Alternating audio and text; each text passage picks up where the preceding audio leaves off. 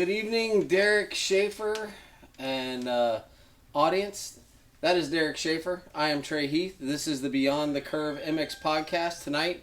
It's a beautiful, beautiful mid-April evening at the Schaefer outdoor studio. We're chilling out by the pool.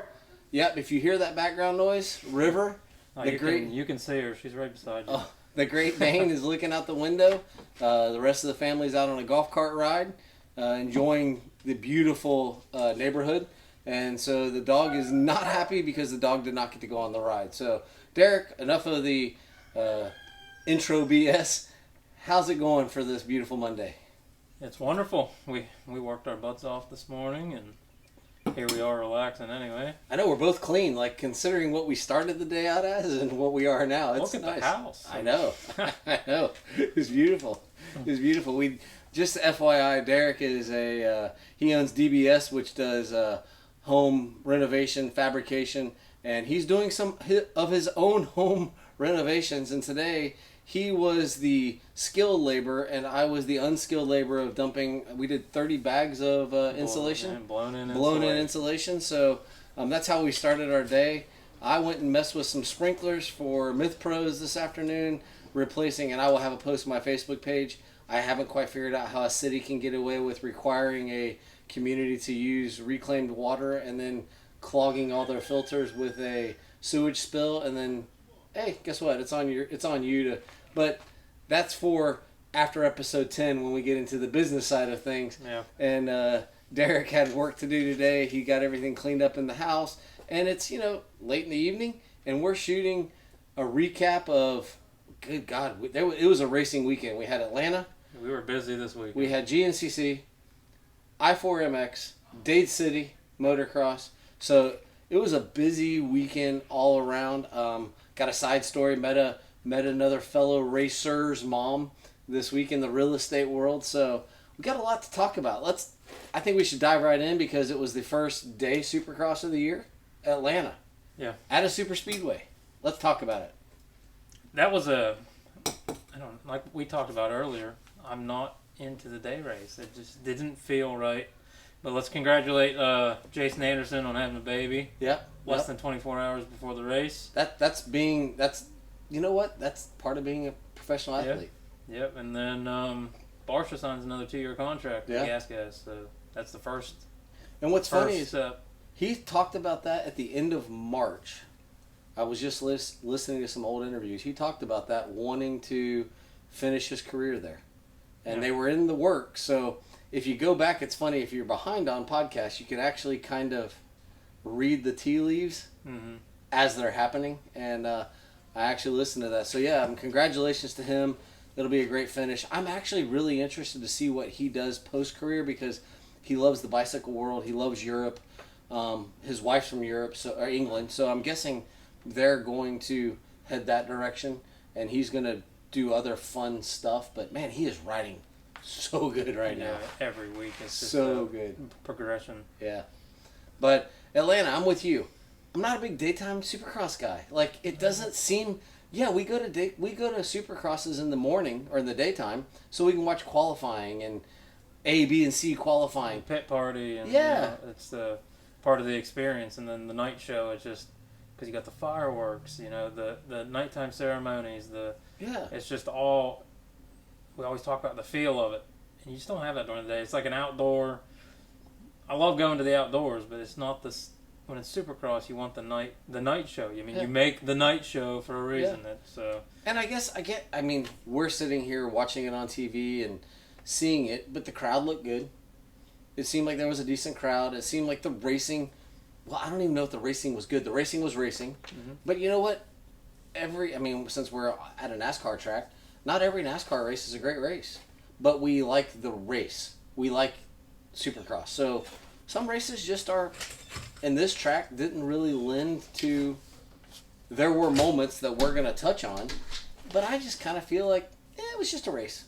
And that's just a dude who watches, it was just a race. There was some good action, I think, but like I said, to me, it just didn't sit right with me because it was too daylight, I guess. Yeah. But the track layout was pretty gnarly, minus all the straight stretches. too much. I think. Yeah. It was pretty technical, but I would have liked to see it more technical. They just a lot of fast riding, that's for sure. But yeah, it's a speedway track. Brianna said she wanted to go there next year, so looks like we'll be heading to Atlanta. Hey, I mean, you don't have to go all the way into Atlanta. It's in Hampton, Georgia, so you don't have to get all the way up into the teeth of Atlanta. It's a great. I mean, it's a great area. It's not bad. It's really not. And for a lot of the riders, especially with the training facilities where they are, it's a home race. I mean, it's actually probably closer than Orlando or Tampa to them. Yeah. I mean, because most of those facilities are in Georgia. Yep. Even Star at the goat farm is in Georgia. Yep. I mean, I think Jordan Smith said that they're 20 minutes from where he lives is 20 minutes to the goat farm. He was 2 miles from MTF. MTF's in Cairo, however you say it. Yeah, we don't have sneeze guards yet. Yep, so no, this is low budget. Excuse me. It's all right. It happens. But no, I think before we get into breaking down the heats and the mains and all that. The track itself, like you and I were talking earlier today, and probably we shouldn't do that because we surprise ourselves more, but they were coming through the rhythm section. They went over that wall jump, and that set of whoops, I was like, dude, I'm waiting for someone to blitz those whoops. And they all, even Tomac slowed down. Yeah, look at Tomac and the whoops this weekend. Yeah. If Tomac ain't blitzing whoops, there's something wrong. I mean, he blitzed them the whole time.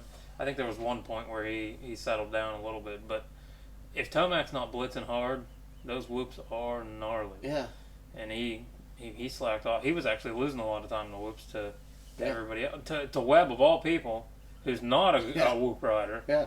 Tomac was losing time to him, so it was that was kind of mind-blowing to me. And it's just, and I know this is coming from two guys who one rides at a higher level than the other, but still, we have expectations.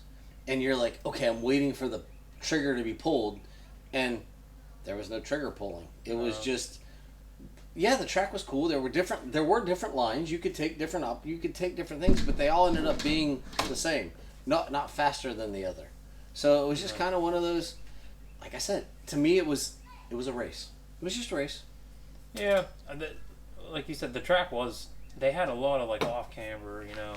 I think the one section they jumped instead of, I'm going to kick her.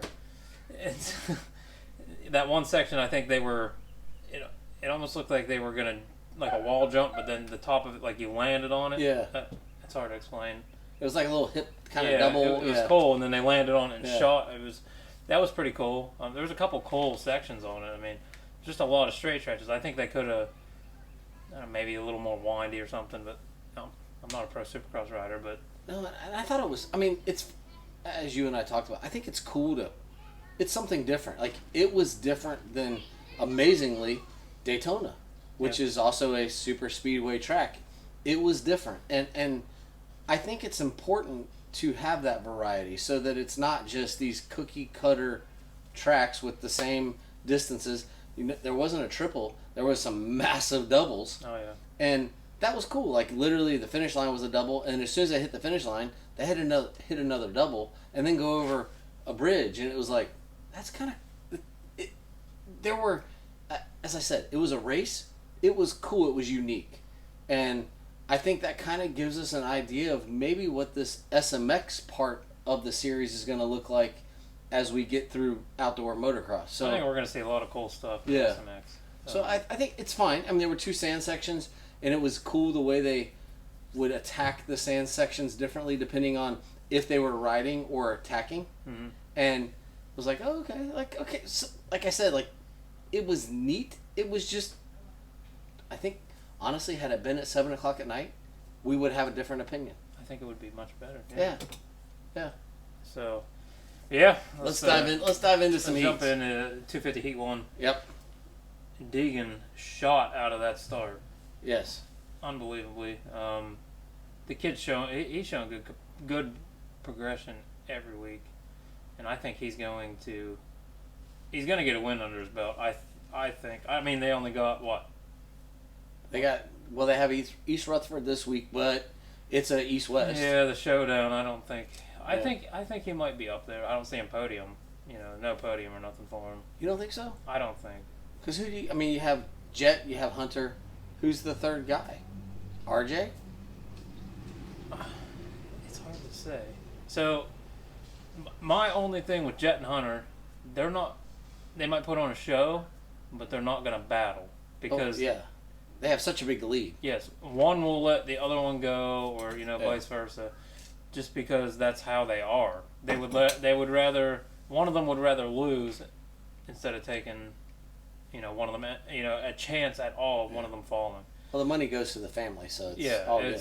Which it makes sense. But I think you're going to see Hunter and Jet up top. And I'm up in the air. Like, I'm truly up in the air about the 3 spot. I think RJ is probably going to be a big contender on that. And he's got that veteran mentality where Deegan's new, but I don't think there's many other guys out there.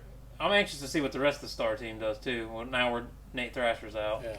And we'll get into that. But Jordan Smith, I didn't like the way he didn't ride real great this weekend. But he podiumed. Yeah, he did. He just he didn't look comfortable, I guess. Yeah. Not like usual. But I'm gonna give it to RJ. I guess we'll find out this weekend. So. Well, the only thing I have from the 250 heats, because like I said, I hate to keep saying this, but it was just kind of a race. It was an easy win for Hunter. Welcome back, Shimoda. Yeah, he almost had a costly mistake, though. Welcome back, Shimoda, and Danger Boy dangered. Mm-hmm. I mean, we can get into his wreck compared to AC's wreck at some point, but Danger Boy dangered there. And that was, I mean, got the lead, and then all of a sudden it's like, whoop, you don't have the lead anymore. Yeah. Yeah, and like I said, with Shimoda, that was a close call. Yeah. I mean, the kid just came back. Yeah. And it was pretty close, but for him to come back 5th, I think he did put a pretty solid ride in for his history, I suppose. Other than that, it was just that was a basic heat. Hunter had an easy win on that one. Yeah. And I think that was like just a mild race. And then even 250 heat 2, there was really nothing special. I didn't take one note. Nate Thrasher had an easy race. What's cool though, he's got a torn ACL, and he was out there tearing it up, but not now. And that obviously for him, he's got good vibes there. So like, yes, he had some bad things at the end, but boy, he came out like, okay, I'm here. Like this is my time, and it's Atlanta, and here I go. Yeah. So then for me, the 450 heats, they were a little better. 450 heat 1. Poor AC. Oh my God! Does he have teeth left after crossbar? I don't know how that was you see a lot of bar pad hits, but that was like a full blown rip the neck back. I thought his helmet was coming off.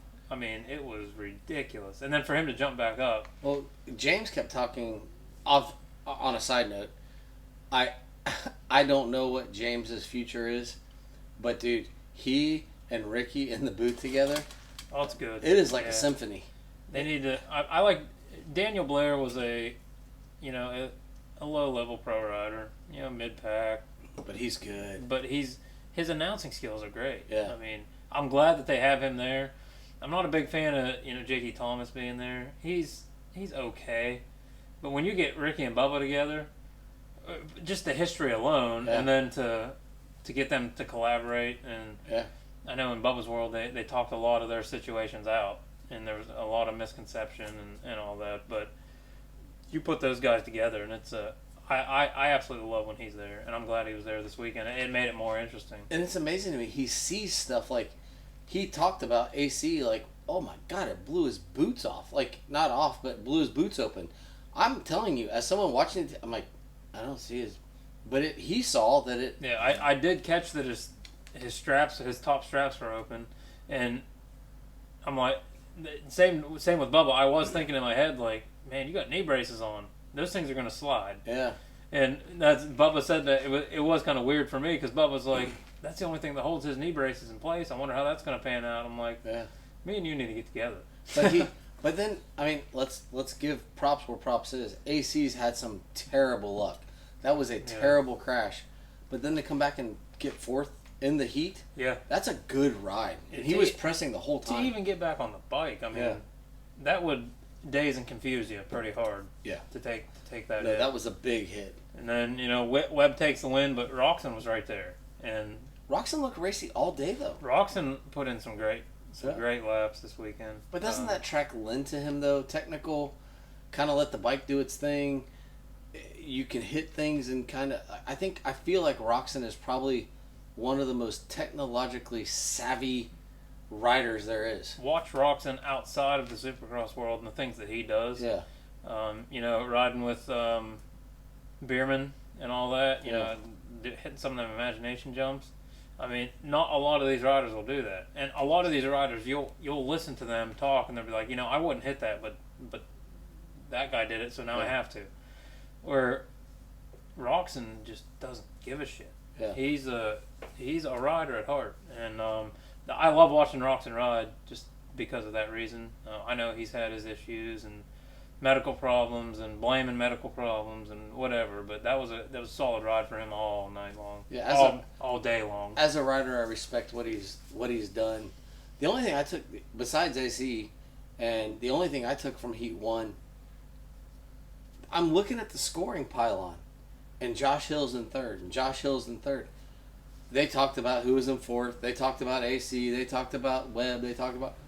Josh Hill finished third in the heat. Yeah. And I didn't hear, does he have the wrong sponsors? Do we not like Josh Hill? What's up? Like, it was a Monster. They're sponsored by Monster Energy. Where was the Josh Hill mention? How about, both the Hills. They're some of the oldest guys out there. Yeah. Still digging away at it. And having the time of their life. Privateer team.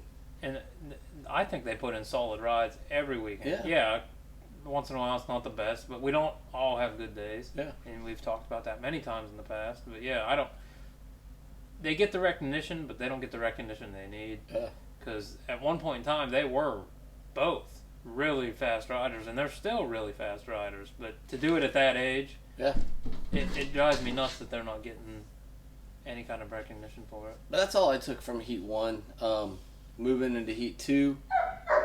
Honestly, Heat 2 could have been a main. Heat 2, Anderson, Barsha, and Sexton put on a show. That was awesome. I liked Barsha off the start and shoving Tomac off the track. Yeah. That was a classic Barsha move if I ever seen it. Yeah. And to do it to the champ was just...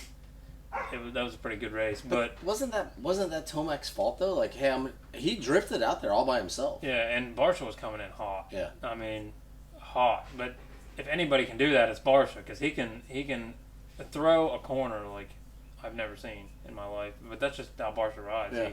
He can throw a bike around better than anybody else. But with the Anderson Barsha, how about the fact that they battled and kept it clean? Yes. There was absolutely no grudges, no... I mean, maybe there was behind, underneath helmets or whatever, but not one of them touched each other. It was a nice, clean race. I think even at the end, they were shaking hands and high-fiving each other. That's not something I ever would have expected to see this year. But, that was a good race, and let's not face the fact that AP went to the LCQ. Where was he? Like, he was in 14th, and then it ended. I don't know what happened. Yeah. I don't know. They didn't really give much coverage on that for some reason, and I haven't seen much about it. I don't know what happened. Yeah. I don't think he went down, like, terribly. I wish we had a TV up here, so we need our studio back. But I wish we had a TV so we could, I would have looked that up today and seen what actually happened. But at least he come out. There was a tough situation there in the LCQ for him. I thought that one, I don't know who it was. I thought he was taking him down because he tapped him. Yeah. Right on that wall jump or going over the tunnel, and I'm like, Jesus. Yeah. But the three of them battled. My wife, hello Michelle, my wife who watches these with me, she's like, okay, why did they give Anderson a penalty? I'm like, well, he went off the track and he never let off the gas. Do you think, first of all, what's your thought on the penalty? Did he deserve the penalty? I mean, he did hammer. Because he hammered it, but he was already out ahead of Barsha for one. To me, he gained no position, so he gained no advantage. Yeah, he didn't have to hit that section, but there was no advantage that he gained by doing that. He was already out ahead. I didn't agree with it. Part of me feels like the probation had a big role in that, where they didn't say that, but yeah. I don't think he deserved that. It was still good racing either way. Barsha wasn't going to pass him on that turn. I think he would have went for it, but he wasn't going to pass him. So I don't think it was deserved. I mean, it was just a gate pick, but still. Then my second question to that is, it's one of those, what if? If Barsha's in front of Anderson, is it still as close, or does Barsha run away? Like, I sometimes think the racing is close because a dude is holding up a dude. Yeah. If Barsha gets in front of Anderson, does Anderson drop to third because Sexton also catches him? I'm not sure. Barsha would have ran away regardless because we see how Barsha's riding. I think Jason's his skills, just he held Barsha off is all he was doing the whole time. It might have looked like a good battle, but that's literally what I seen was him holding Barsha off, because we seen how Barsha rode in the main. I mean, how he's been riding for weeks and weeks and weeks now. Anderson definitely would have slacked off. Had he got around him like lap one, Barsha had been gone. Yeah. I truly believe that. But as far as Sexton catching him, I don't know. It seemed like, I mean, they were close. It was a close race, but they were kind of doing their own thing. And just a heat race that I think it would have ended up. I mean, the way it did end up, regardless, it would have been Barsha, Anderson, Sexton. So, I still see no point for the penalty at all. All right. So, anything else from Heat 2? No, heats were, Yeah, they were just kind of. I mean, they were racing. Thank goodness the second heat was good, because like the first heat was just kind of, but the second heat had a little spice to it, like Tomac, Barsha. You had the three guys battling. It was good, solid racing. So we jump into the LCQ. I have one note, and it was a big note because it was one of my wife's fantasy picks. But it's the only note I have. What, you got anything for 250? I don't have nothing for the LCQs. I was, honestly, with this race this week, or with us racing this weekend and everything, when I was watching it, and the heats were just, the feel to them, I'm like, I'm getting tired, because we watched it like Sunday night, and I'm like, it's just not, it didn't feel, it hasn't been like the rest of the season. And so I watched them, but they just weren't. There was nothing, still nothing. The mains got a little bit better. Yeah. But it was still, I got nothing on the LCQs at all. Besides, you got Moran's. Yeah, the only thing I have is Munoz. Literally is in fourth place, going through the last set of whoops, hopping through them, which I'm not making fun. A lot of guys were hopping through them. Catanzaro had kind of gotten a run and Munoz just like fell over. Yeah. And there it was. Like, that's how close these guys. He had two whoops and a corner and a rhythm section that they all were doing in their sleep. And he's in the main. And he's a top 15 guy. Mm-hmm. And he falls over. And it's like, that's it. And it's so funny because they were talking about these, it was Colin Park and Shock and some other guys, like, dude, this means so much to these guys to make these mains. And then Munoz, they were talking, and all of a sudden it's like, Catanzaro, the guy with the biggest YouTube following, running an academy, is just like, hey, I'm here having fun, and all of a sudden he's in the main. And it's like, oh, great, I didn't really know. And it's funny, I sometimes wonder, like, did he really want to be in the main? Like, because for him, he's not making money doing this. He's making money with his schools. The Moto Academy, the YouTube following, and working with Jet and Hunter, and that's what he makes his money on. It's like, oh, damn, now I got to go out and run for 15 minutes. And he's having fun doing it. Yeah. I'm a big Catanzaro fan. Just what he's doing, and he's a great talker, and he's good at training. He's great at what he does. But he literally goes out there and has the time of his life. I love his mic'd up laps. Those are awesome. If you don't get a chance, if you haven't had a chance to do it, please go back and I don't know how you find them. Are they on? Where are they? On YouTube? Feld? Yeah, I mean you can go to YouTube and just type in mic'd up. AJ Catanzaro. It's hard to spell, but if you literally type in mic'd up AJ, it's gonna come up AJ Catanzaro. Because if you don't know him, he does these laps. Feld or AMA has given him a microphone, and he does laps on the track, talking about what the track feels like, what it races like, what this section is, and he does it while he's riding, and it's a really cool perspective. I know Daniel Blair actually used to do that on Arena Cross. Yeah, he did those live laps, and then he would go broadcast, and like he's. So I think it's really cool, but that's the only thing I have from the 250 is like these guys are trying so hard to make it into the main, and you're one corner away and you bobble and fall over. Yeah. 450 LCQ, kind of like you had for the I got no notes, man. It was nuts, but I have no notes. The LCQs always are. I mean, that's the last chance to get in there. Yeah. If you don't know the LCQs at all, it's the last chance qualifier, and that is. They only take the top 4 out of these races, and that is your only chance to make the night show, day show in this instance. But that's a big bonus for these guys that are doing it out on their own, all the privateer riders and stuff. So, yeah, they're usually always good racing, but there's this weekend they just didn't shine, I guess. Yeah. I don't know. There were some battles, but it just didn't. And I think because of the expansiveness of the track, we may have lost some of that tight stuff. I love the Speedway tracks, but I mean Daytona has its hype, and so I feel like they cover Daytona so much better, and Daytona's always going to have that hype. But this race, I think that was probably a big part of it. They just didn't have the coverage that they normally do, I guess, and with it being so big, it's hard to cover that. So I think that's a big part of it, but hopefully next weekend's going to be a show. There's no doubt in my mind that. No, if you haven't watched the race, next week, go to Peacock. It's at 7 o'clock. It's the normal time. East Rutherford. It's going to be your normal 450 guys, but it's the 250. The East and the West are meeting at East Rutherford, the Meadowlands basically, and they're going to battle to see who's kind of the best of the series. Yeah. So that's going to be cool. So it's always an awesome show to watch. 250 Main.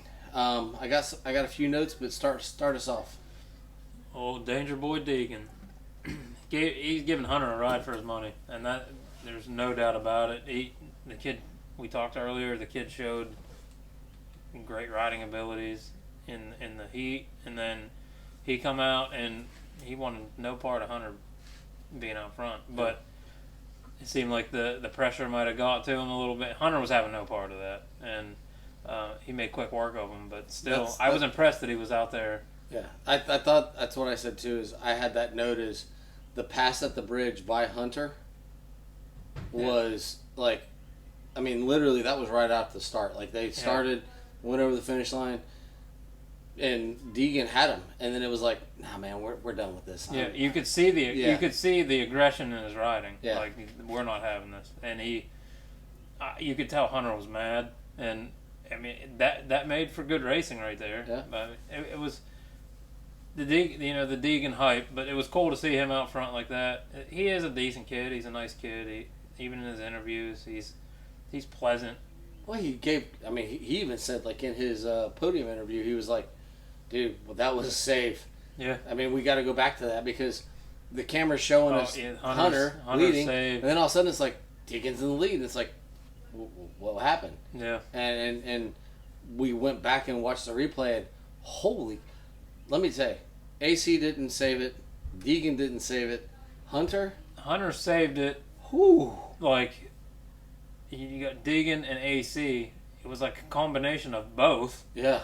And Hunter was out there just the pure, and it shows the pure strength of these guys, especially Hunter, of how he could hold on to that bike. Yeah. And that was unbelievable. And it was cool to see Deegan, like, I have no idea how, I was scared for him. Yeah. It was gnarly. It also goes to show you, like, he saved it, recollected himself, and then went back and got the business again. and that's what Hunter and Jet both are.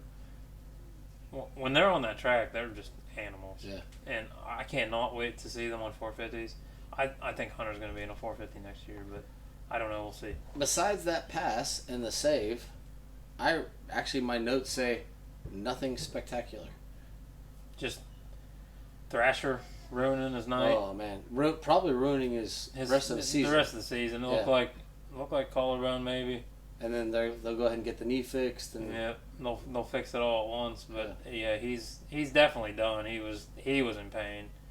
So, and it's a shame to see because he was riding really, really well. Yeah. And I know he had not a lot of family there, but he had quite a bit. Well, they said like 400 tickets or 400. Yeah, they're like I think he said specifically, this isn't quite my home race. Nashville will be my home race, but I only have like 500 people here. Next weekend it'll be about 5,000. Yeah. Or not next weekend, but in Nashville it'll be about 5,000. So, not now. Yeah. I'm sure they'll still go, but yeah, it's a shame to see it. But I mean, I think podium, you got Hunter, standard. Jordan Smith, great rider. He stayed up. I mean, Jordan is a great rider, but he's had the tendency to lay it down and make some spectacular crashes. Mm-hmm. But he held on. And then Deegan, it's funny, those two guys, that's what I was going to bring up. But guess what? They finished second and third. And they're talking about each other on the podium. Yeah. So it was, I think that has been resolved, whether they wanted it to be resolved or not. Yeah. But it was cool to see them all up there. Congrats to the Star Yamaha team. But yeah, and I really got nothing else on the 250. It just pretty good.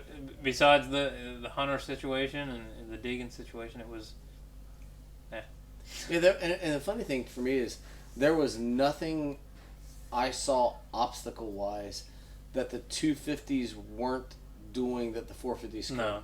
That track was laid out so that the 250s had enough wind-up space that they could do the same obstacles that the 450s Yeah, it's a lot of straight stretches. Yeah. I mean, they were all, I think, on equal levels. Either way, I mean, the track broke down ridiculously, but it was a pretty equal playing field. The only thing I'll say on both sides, and it's just something as someone who really appreciates, I'm not a technical person, but I appreciate the technical aspects.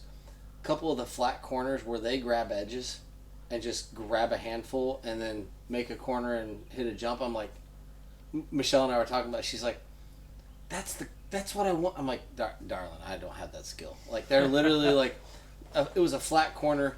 They're leaning over, grabbing a handful. The back kicks out a little bit. They straighten up. They hit a jump, and it's like, dude, I don't care if it's 250 or 450. It's hard. That is a beautiful thing. Yeah. And watching them do it, and unless you ride or you race a car or you don't understand that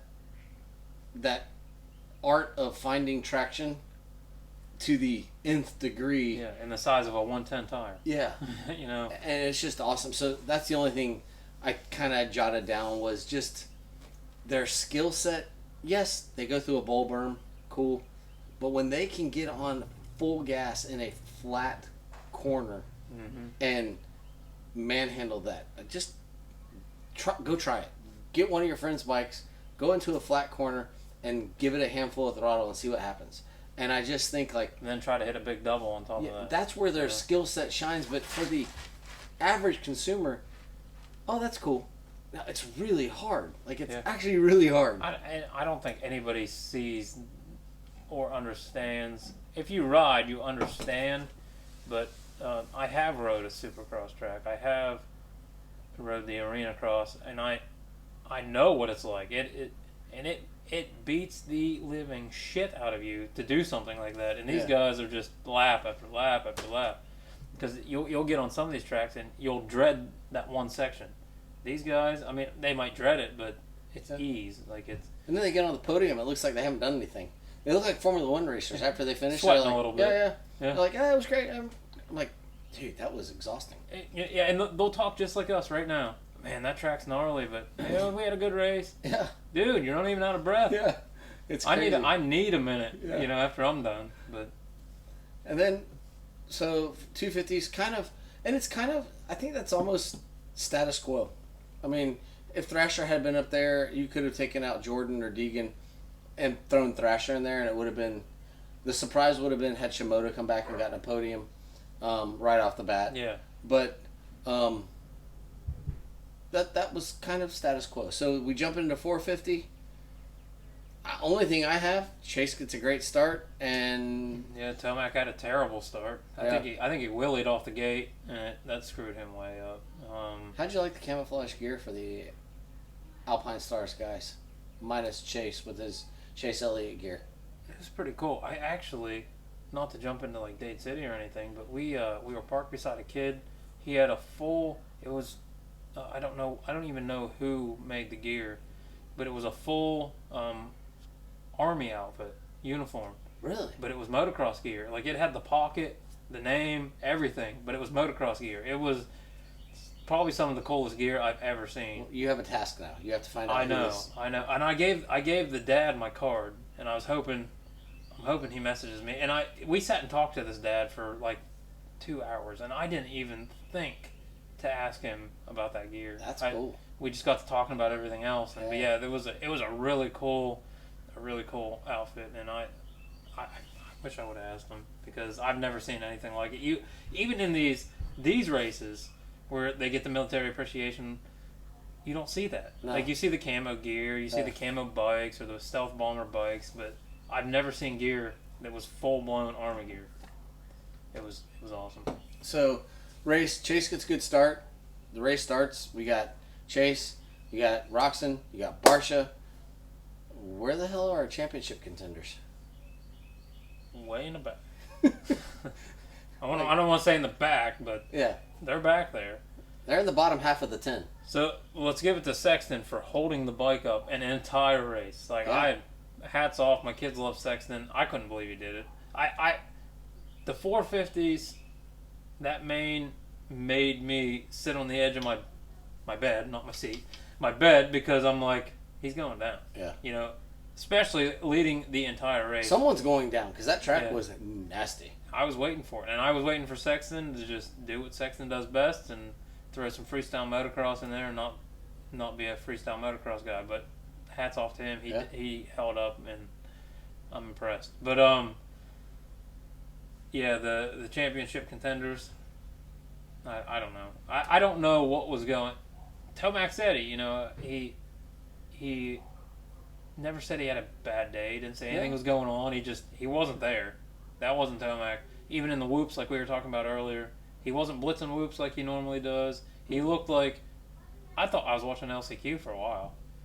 And, I mean, hats off to Webb for holding them off for 15 minutes. But if Tomac was pulling an ET3, then that wouldn't have happened. But I couldn't believe that Tomac was eating all the roost off of Webb for 15 minutes straight. I mean, and what Derek's saying is literally Tomac caught Webb with 15 minutes to go, and let's put it this way, the entire broadcast was spent on Tomac making the move on Webb, and he's going to pass him at some point, blah, blah, blah. We showed him the front wheel how many times? Yeah. And he just couldn't get it done. And I'm sure Webb looked like he was riding pretty well for Webb. Yeah. He was even blitzing whoops, and that's not something that Webb does. Well, he was leaving Tomac in the whoops. And that was mind-blowing to me, because that nasty whoop section was where I expected it to happen. And it almost looked like they swapped places. But Tomac was in Webb's boots and hitting the whoops where Webb normally does. He's either jumping them or he's going through real slow. He's losing a lot of time. But right there at the end of the race, I mean, about 3/4 of the way through, he literally lost like all momentum. Yeah. In the whoops and everywhere. I don't even think he could catch him at all at the end of the race. But that wasn't the Tomac we're used to seeing. But I guess the manager side of things, did Tomac do what he needed to do to manage? I mean, to me, he opened the door to let Sexton back in, because that win and where they were 4th and 5th, he gained a lot of points, but did he manage who he fears the most? So I followed him the whole time. Yeah. I only lost 1 point. The problem is, though, he lost 1 point. I mean, true managing would be, I was right ahead of him. It doesn't matter about all the guys in front of me. Yeah, I put Sexton back in the battle though. Yeah. Because he's only 17 points down, and we still got 4 races to go. It only takes one slip up for Sexton to be full balls into this thing at this point. And when you're only 6 points down with 4 races to go, you had 7. You could have made it 8. I'd rather gain 1 than lose 1. So from the management perspective, I think I would have been more comfortable of maybe take just a little bit of risk. Don't push it, because it would be very quickly to get rid of the championship altogether. But I think I'd rather be ahead 1 than lose 1. And I don't know the weather. I mean, they're going to a track that, was it in 2017, where, I mean, Marvin Musquin kind of gave it to Eli and gave Dungey the title. I mean, we know this track can be super dry, depending on the weather. But they got a ton of rain right before the race, and I mean, everybody was saying how great the track was because it needed that rain. It's just like down here, we finally get our rain, and now our soil. We were just talking about this morning that we need to get out there and ride. Yeah.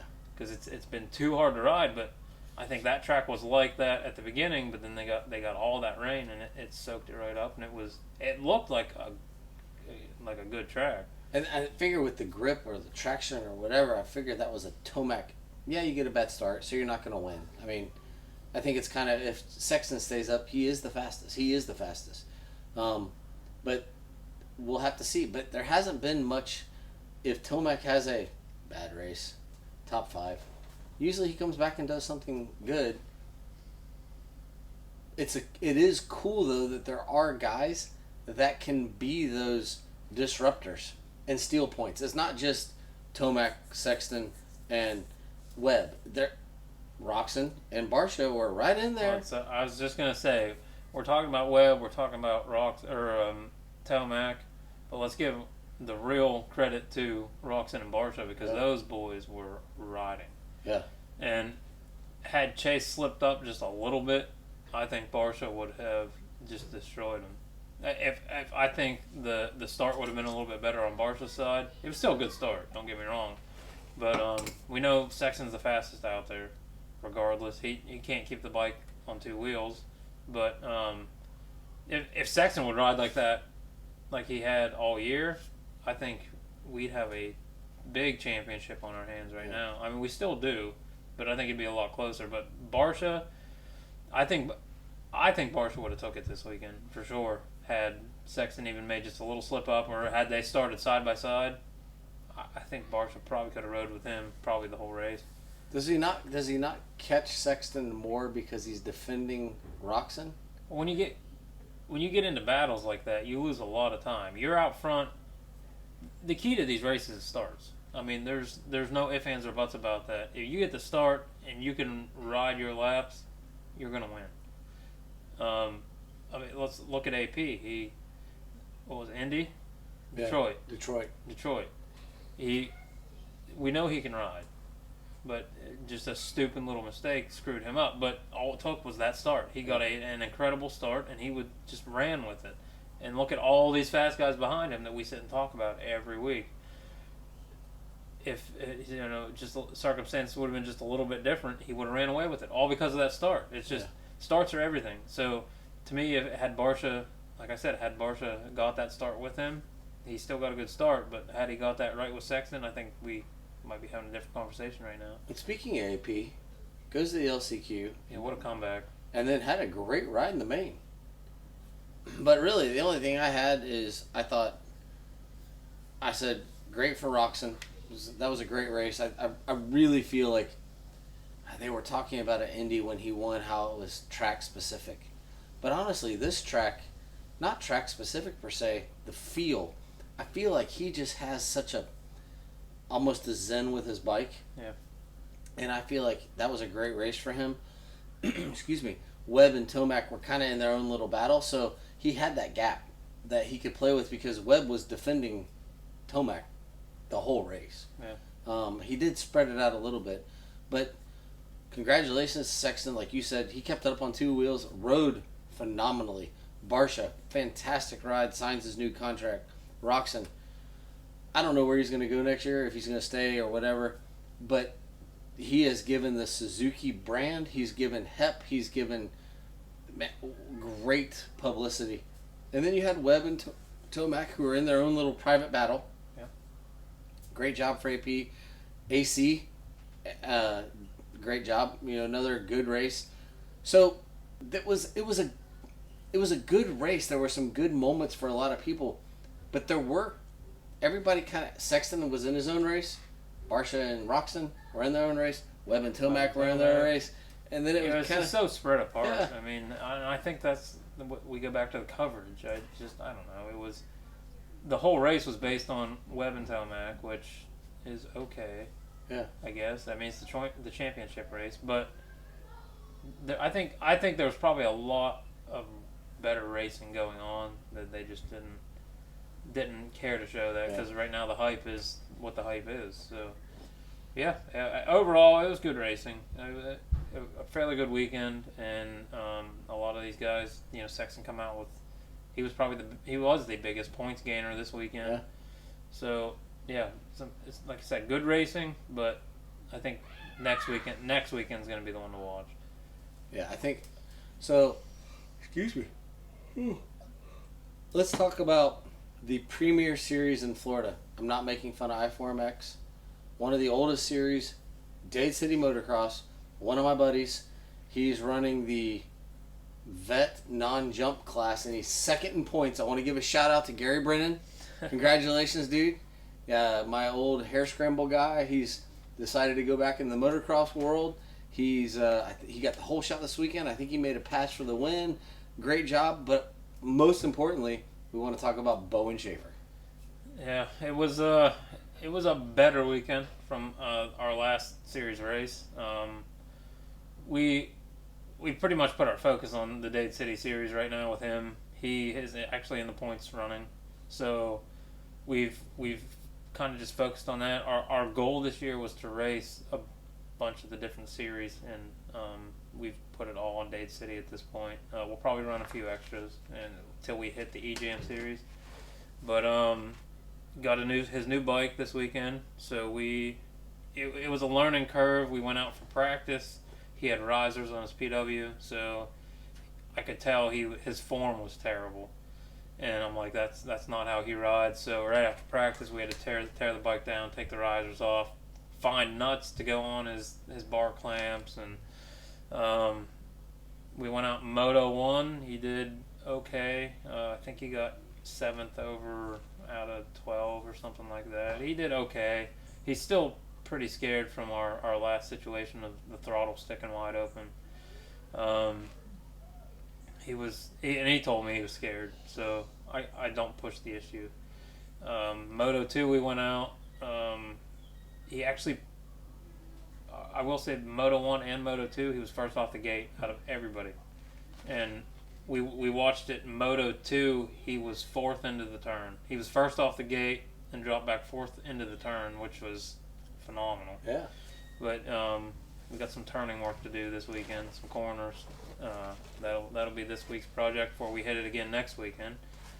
But yeah, it was overall, he finished, he's 7th both motos, but we finished 8th overall because of how one of the other riders finished out.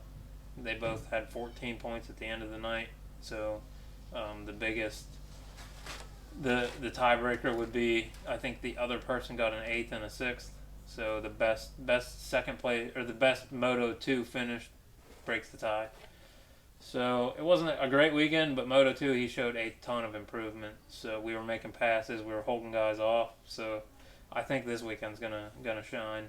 Did he have fun? He had a blast. Did he have the Bowen smile? That boy had that smile. Moto 1, well, practice he didn't have that smile. And I'm like, this is gonna be a bad night.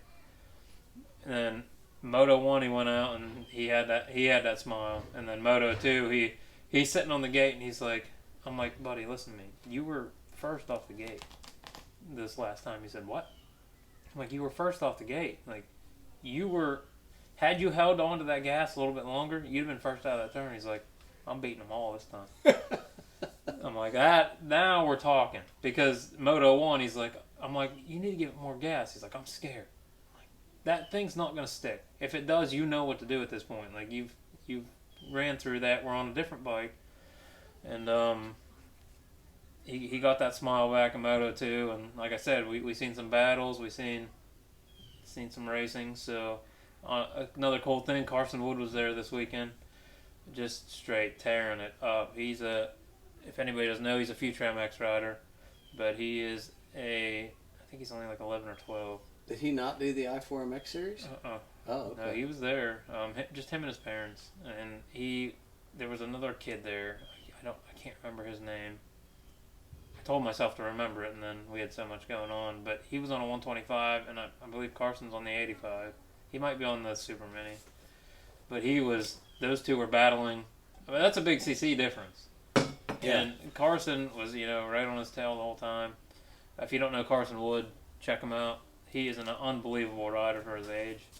The skill set that kid has is just phenomenal. But yeah, it was overall it was an okay weekend. It's kind of like Atlanta. I mean, there wasn't a lot of people there. It's still the typical. I mean, I think they ran 22 classes. So yeah, speaking of that no jump class at Dade City.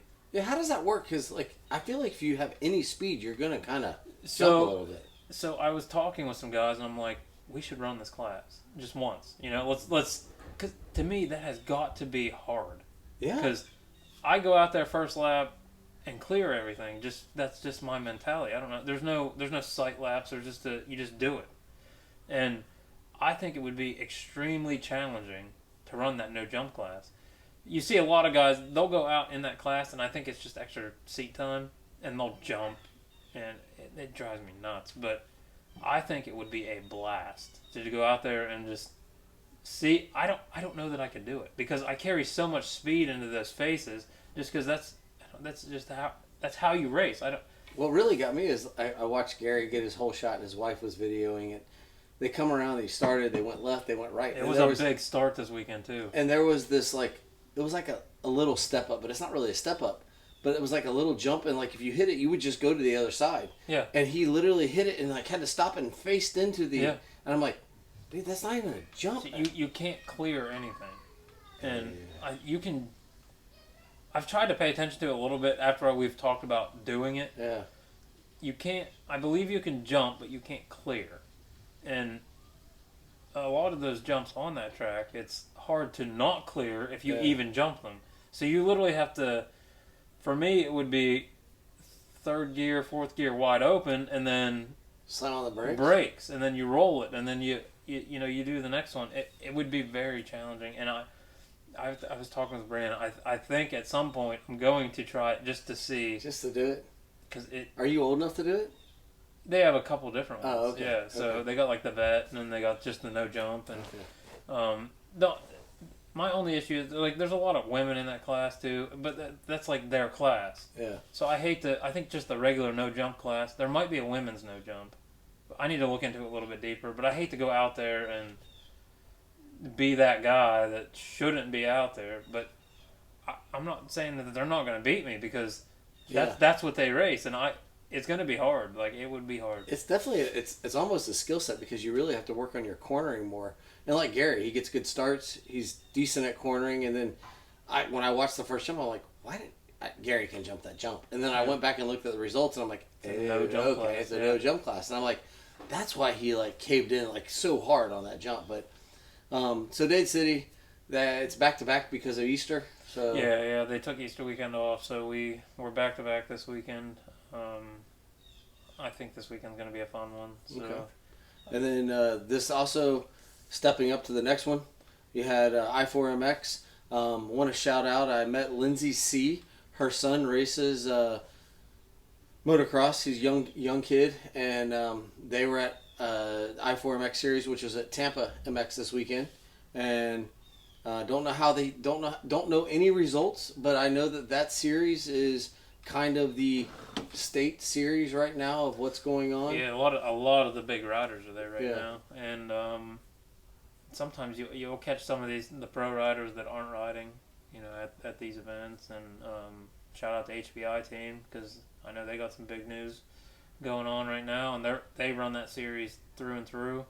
Like I said, we planned on running that series this year, but other things have changed. And I have a shout out to one of the HBI sponsors, 612 Suspension, Ronnie Monk. He's done my suspension since I started riding a motorcycle. By the way, I think this is one of the old school hats, so at some point I'll have to get me a new 612 hat. Hey, represent. Yeah. But yeah, so the I4MX series was this weekend. Tampa Motocross is probably the most supercrossy track that they'll race on this year. A lot of the other tracks are more of a motocross style. Tampa, with its confines, is kind of, the jumps are a little peakier. They can change things, but it's a little more peakier. It's where they run the Tampa Pro Open before the Tampa Supercross. Yeah, and they try to keep that track like that. Yeah. I think it's for that reason. But they do a couple events like the Vintage Series. We have a Florida Vintage Series, and they have the last weekend was Party in the Pits, the massive pit bike race at Tampa. Kind of wish I'd have been a part of that. I say every year I'm going to ride that, but those guys are just wicked. Yeah. And I, as much as I can ride my 110, I mean, you've seen it, but you can't ever get comfortable on those things. They're so small. So, but yeah, they do a lot of cool stuff at Tampa MX. So we had Dade City, we had I4MX. FTR was off this weekend, but that means GNCC was in action up at Society Hill. They have a bass fishing tournament. They actually, during the big boy races, the pro race, and on the quads and the bikes, they go across literally a bridge across an island, and on the quad side, on the 4x4s, it was like local guy Brandon Frazier was winning, and then all of a sudden was in second at the end. On the quad side, I can't remember who won the afternoon race. On the bike side, the fifth different winner on the pro bike side. There's 5 races, 5 different winners. But I got to give a shout out. My nephew, MJ Adonis, after having a chance to win with me as his mechanic and failing, and having a couple seconds, this weekend he got it done. He won the 4x4B class, and awesome job. Went up there, had a few issues. Not to say their business, but they did their maintenance before they left, but they forgot to put the seat back on. Cool. So they had to find a seat before the race because I asked my brother-in-law, like, how did you not know? He's like, MJ rode the bike in, we put it on the trailer, and we got up there, and they're like, dude, where's the first thing I noticed? Where's your seat? And the seat was gone, so they found the seat, got the seat.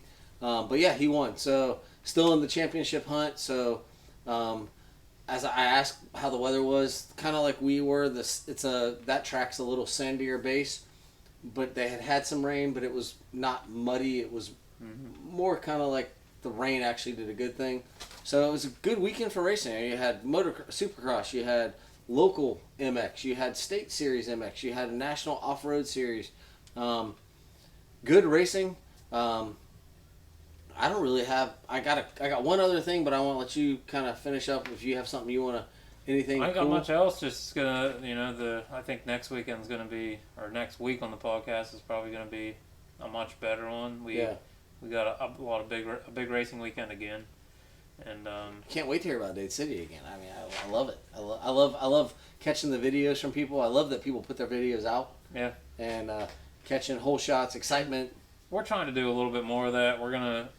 Right now we're trying to get him comfortable, I guess.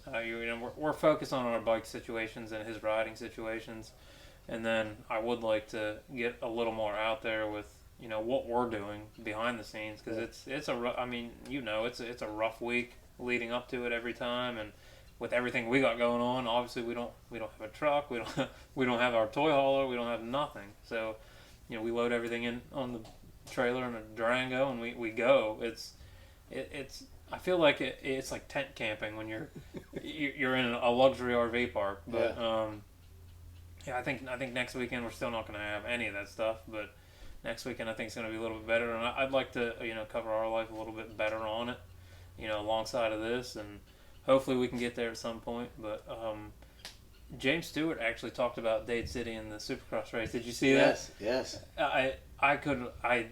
We were watching it, and I think Oakley was still awake, and I'm like, Oakley, even they're talking about, James Stewart's talking about Dade City, and he's like, what? And I think we replayed it, and he's like, this reminds me of the Dade City Championship race, and it's just cool because we were just there, and we're there constantly. It's an iconic track in Florida, and it's been there for 50 years, and hopefully it'll be there for 50 more years. Actually, I got to ride this weekend. I usually do work on my property I put in doing work, cleaning it up, making it pretty. We have trails that between the quads and the bikes, we got a couple different trails, but I actually got to put in some work on the property this weekend on the bike. It was nice to haven't ridden in a while, had to do some maintenance on it, and got everything done, and I got to ride for almost an hour this weekend, so it was kind of fun to be back on the bike, and man, there's nothing like being in bike shape, I can tell you.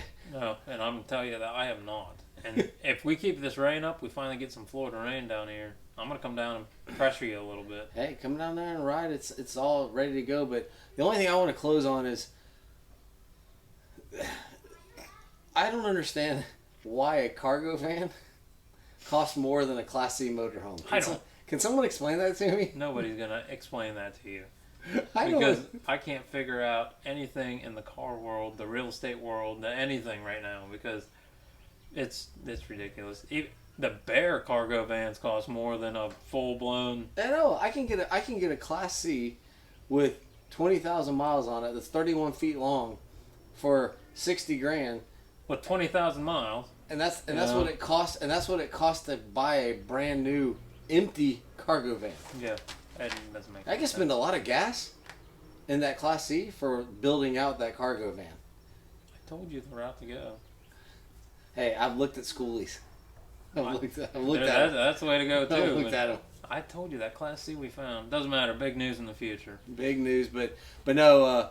Everybody enjoy the ride. That's part of honestly, that's part of the fun of being a racer is how you get there, you get there, and how you travel and what you do and the time with the family. And actually, Michelle was talking. She's like, dude, I got to get online and start booking the hotels for the rest of the season and where we're gonna be if we're leaving on Friday mornings or Saturday morning. Like that logistics part of the racing is actually just as much fun and as you trying to pack up 3 kids. I mean, how many bikes? 3 kids. Yeah. Typically a toy hauler, a dolly. Everything's got to be ready to go. Yeah. And it's actually, for me, it's specifically hard right now because we don't have the amenities. So, what do we need that we can get away with and plus still drive home? It's complicated. I got an Easy Up if you need it. I got one. Okay. I got one. I got one for the. We still take our Easy Up even if we have the mansion on wheels, but we use it for the bikes and everything every single weekend, no matter what. Excuse me. But yeah, it's specifically hard right now, trying to figure out the bare necessities of racing. It's challenging, but it's cool. Hey, we're still out there putting the time in. You got another shot at it this weekend. Bowen's got another shot to go out, and obviously with all the rain we're getting, the track's going to have some good traction this weekend. So Dade City's popping off. I think there's an FTR race this weekend. I'm not sure. I don't remember. I'll have to look. But for Derek Schaefer with DBS Custom Fabrication and Home Remodeling, by the way, I also sometimes help out with the unskilled labor. And Trey Heath with Michelle and Trey Real Estate. We want to thank you all for watching, and please, you can find us we are on all platforms now. We hit iTunes, so wherever you get your podcast, your YouTubes, you can find the Beyond the Curve MX podcast. This is episode 6. We got 7, 8, 9, and 10, and guess what? We're going to surprise you because we actually have some business business thoughts of meeting with people in the business world who may be involved in racing or maybe involved in other stuff. I have a friend that kite surfs, and I'm curious as to how he's surfed with Richard Branson. Mm-hmm. So I want to talk to those people because they're sport people. How do they do these hobbies that maybe we don't do, but they're all the same? We still find ways to do our stuff, and we're thankful for the life that we have. But and again, let's note on, if anybody wants an interview, wants to sit down and talk with us, we are more than willing to have anybody on the show. If you share a love for racing, business in the racing world, doesn't matter. Hey, we got 2 extra headsets, 2 extra microphones. And we're ready to rock. So you can come sit with us, or we can come sit with you. Yeah. We will travel. It is not a problem. But for Derek and for myself, we want to thank you for watching the Beyond the Curve MX podcast. Have a great week and watch some racing this weekend. Bye-bye. We'll see you next week.